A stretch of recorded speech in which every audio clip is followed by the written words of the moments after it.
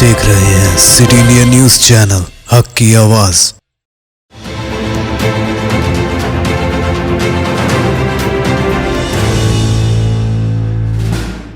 अस्सलामुअलैकुम, मैं हूं Sheikh Umar. City India News में आप तमाम का इस्तकबाल है। आइए देखते हैं खबरें रफ्तार से।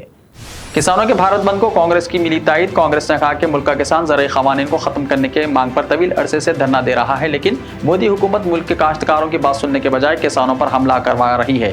कांग्रेस पार्टी ने 3 ज़राई क़वानीन के खिलाफ 17 सितंबर को किसानों के भारत बंद की मुकम्मल तायद और हिमायत करने का फैसला किया है। जनूबी हिंदुस्तान की रियासतों में कोरोना के बाद अब निपा वायरस के हमले का खतरा है। निपा वायरस जनूबी रियासतों के लिए एक नया बहरान पैदा कर सकता है। इतवार को केरला में निपा वायरस का केस सामने आने के बाद अब तमिलनाडु के कोयम्बतूर में एक केस की निशानदही हुई है। इतवार को केरला में एक 12 साल बच्चा निपा वायरस से मुतासिर होने के बाद फौत हो गया। कोयम्बतूर में निपा की तस्दीक के बाद जिले मजिस्ट्रेट ने कहा कि जिले में निपा वायरस के एक केस की निशानदही हुई है। हम वायरस को फैलने से रोकने के लिए तमाम एहतियाती तदाबीर इख्तियार कर रहे हैं।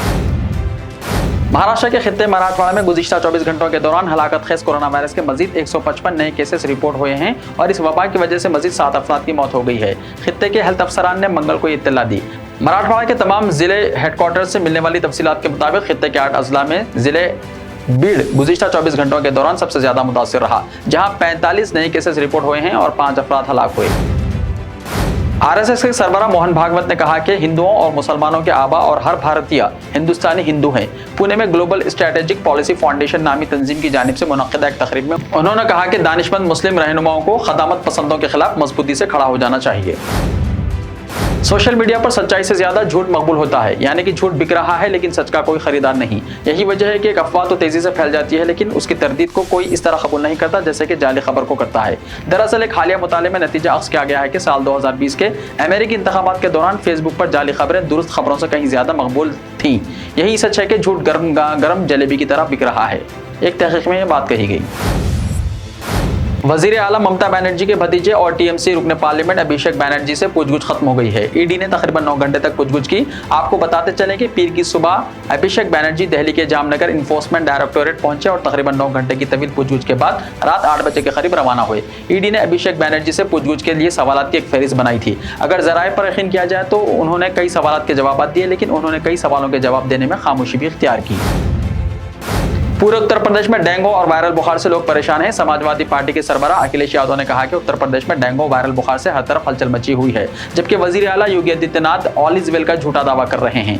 मिस्टर यादव ने कहा कि खस्ता हाल तिब्बी खिदमत की जानिब बीजेपी हुकूमत का ध्यान नहीं है। अस्पताल में भारी भीड़ है। वक्त पर मुनासिब इलाज न मिलने से बच्चों की अमवात हो रही हैं। डेंगू बुखार ने मगरबी उत्तर प्रदेश में सैकड़ों मासूमों की जान ले ली है। अब मशरक़ी उत्तर प्रदेश में भी इसका असर दिखाई दे रहा है। लखनऊ के अस्पतालों में मरीजों की भीड़ संभाले नहीं संभल रही है।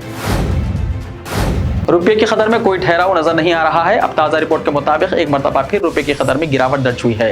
इंटर बैंकिंग करेंसी मार्केट में आज रुपया 8 पैसे की कमी के बाद 73 रुपये 10 पैसे फी डॉलर पर आ गया है, क्योंकि डॉलर बड़ी करेंसियों के मुकाबले में मजबूत हुआ और दरामद कुनंदगान और बैंकरों की तरफ से खरीदारी पर दबाव आया। वाज़ेह है कि मनमोहन सिंह की ज़ेर क़यादत यूपीए हुकूमत के दौर में जब भी रुपये की कीमत में कमी दर्ज होती थी तो बीजेपी उनकी सख्त तनक़ीद करती थी, लेकिन बीजेपी के इख्तियार में आने के बाद ना तो रुपया की कदर में कोई इस्तेहकाम आया है और ना ही महंगाई में कोई कमी आई है।